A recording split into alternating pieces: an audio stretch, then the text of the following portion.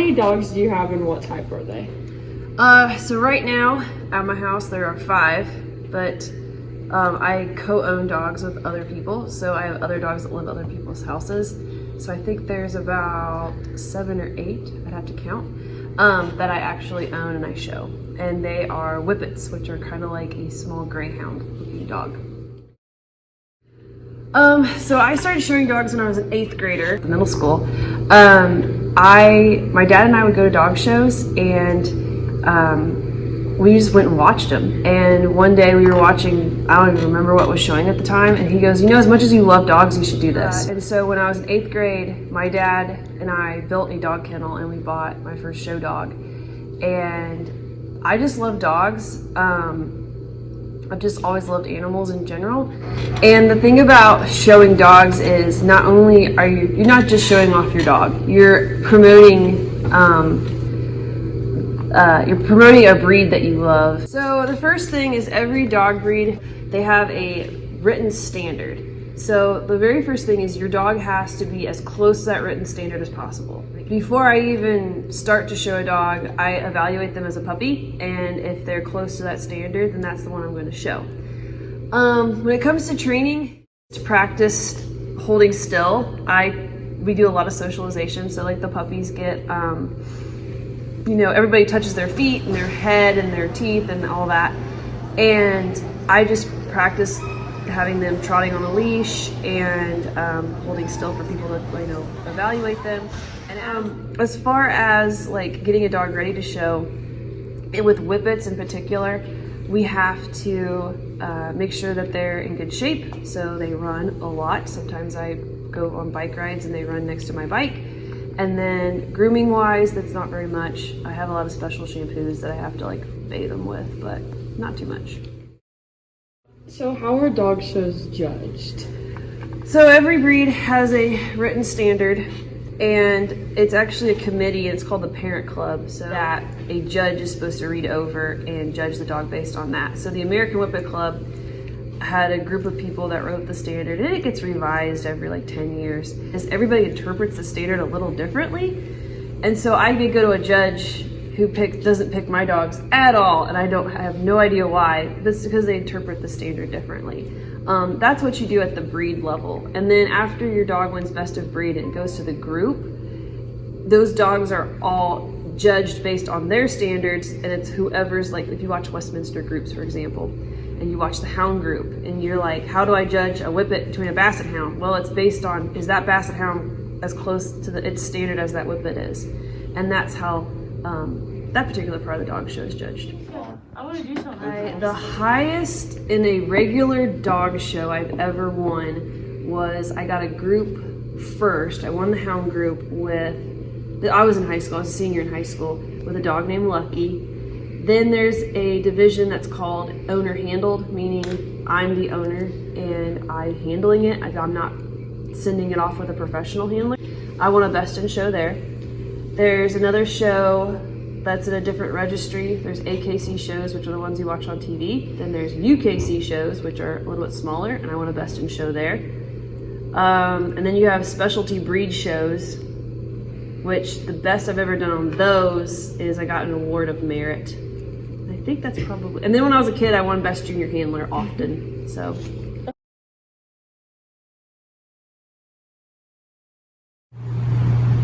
Guess who's back? Unfortunately, spring sports weren't able to have a season last year due to the COVID-19. We caught up with some of the coaches and athletes to see how they feel about not having a season last year. What are some of the biggest cons of not having a season last year that affects you this year? I think just experience for kids. Right now we have 3 or 4 returning players and 37 kids trying out. So that's a big number of people that don't have varsity experience because of our canceled season last year.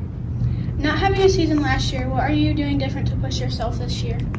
Just working out a lot, doing a lot of rehab, and, hitting with my buddies and throwing. What are your goals for this year? Definitely bring a championship to Delta because I haven't won one in high school yet, and, looking to make all conference this year. Not having a season last year, how do you think it will affect you this year? I think the biggest thing that we've learned so far is, especially with our underclassmen, our freshmen and sophomores, we don't exactly know where they were time-wise or distance-wise or, you know, whatever event they're in coming into the season. Are you trying to push your athletes harder this year since they weren't able to have the experience of playing last year? I think it's a balance.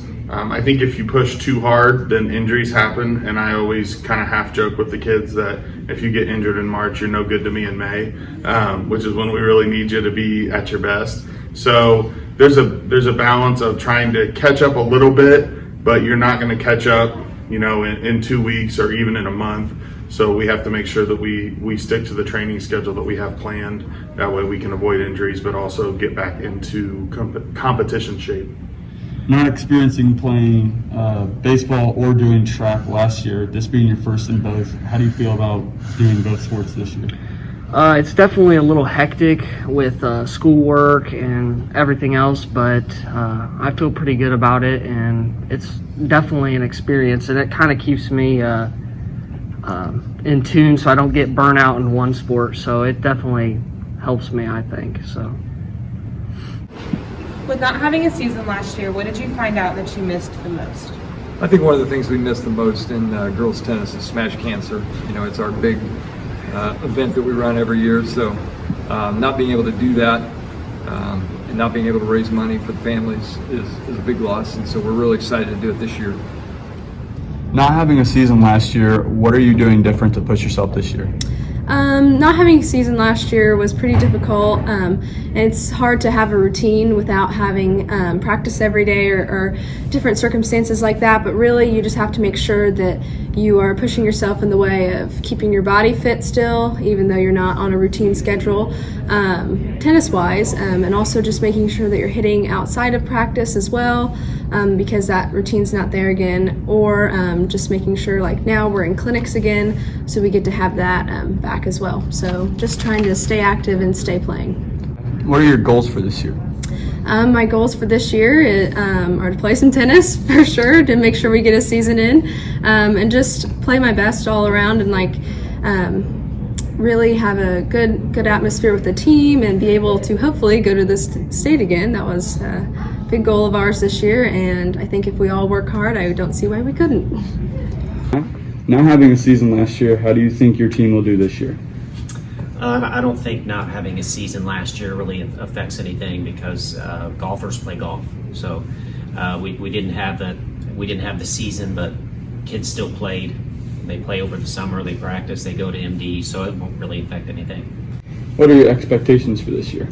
Well, hopefully we do well on Saturdays. Saturdays are the big events. We'd like to do well in the county and the sectional and all the invites that we play in. Those are the big matches. So hopefully we can compete well. What are your goals for this year? Win some golf tournaments as like a whole team, like get first as a whole team, get the low score as an individual, and win sectionals. Not having a season last year, what are you doing differently this year? Just going to MDs. It's like an indoor golf facility, so you can hit like when it's cold out, and then getting lessons and going to the golf course. Being a new coach this year and not having a season last year, what is your mindset coming in? My mindset coming into this year is positive, because it's kind of like having a fresh start to the season. We've got a good group of girls and a really young team, and I think we have the ability to do some really big things this year and a lot of potential in this team. Not having a season last year, what are you doing differently this year to make up for last year? Well, we've been doing workouts and working really hard preparing for the season. And what are your goals for this year?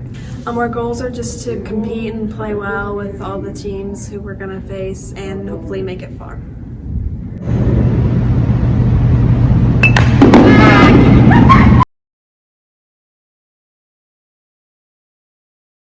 The job for a school custodian is often underappreciated. For the last 10 months of the pandemic, our custodians have worried even more about cleanliness. They are the key to helping us stay safe and clean, which is keeping us in school. Delta's custodians do it all with little fanfare. How has COVID changed your job? Well, it's made it a lot harder. We have to clean a lot more. We've always try to clean everything, but now we have to make sure like doorknobs, desktops are done. We try to touch everything with a good cleaner. In some ways, it's made it a little bit easier, like at ball games, because we don't have the cleanup as much as what we did before.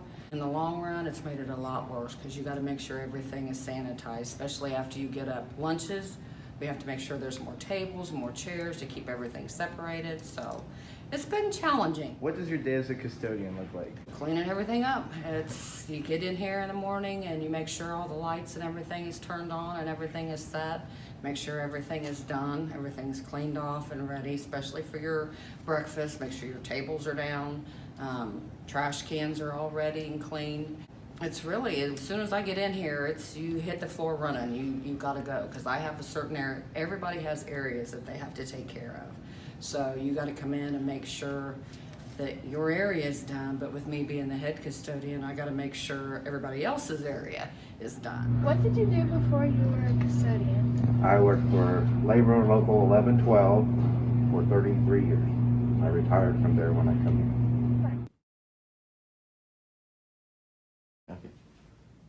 How has the rise of COVID changed your appreciation for a school's custodians?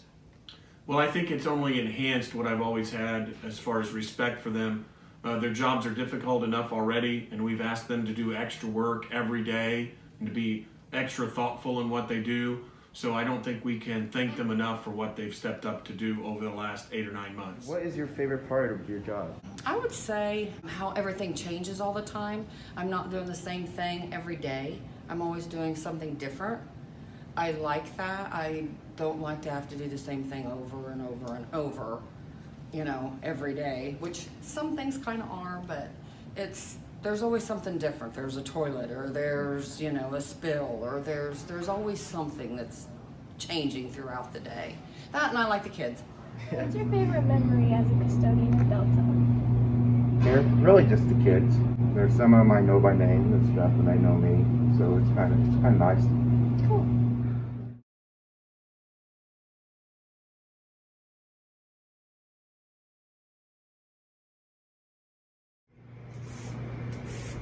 There you have it, folks. Hopefully you learned a little bit more about our school's custodians and appreciate everything they do for us. Next time you see a custodian, make sure to give them your thanks.